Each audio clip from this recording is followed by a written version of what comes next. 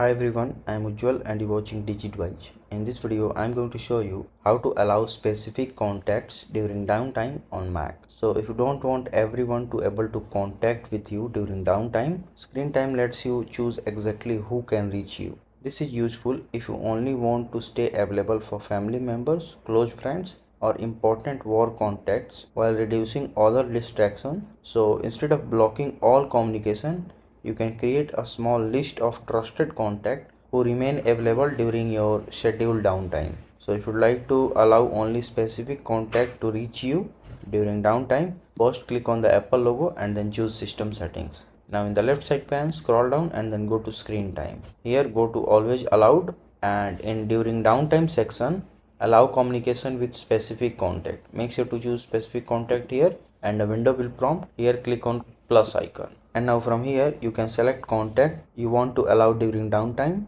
If the person is not already in your contacts app, you can also add a new contact before selecting them. So either click on add from my contacts, or else you can also create a new contact from here and add them directly to always allowed list. Once you are finished choosing contacts, confirm the changes by clicking on done button, and that's it. So if this video helps you in any way, then do like it and subscribe to the channel. Thanks for watching.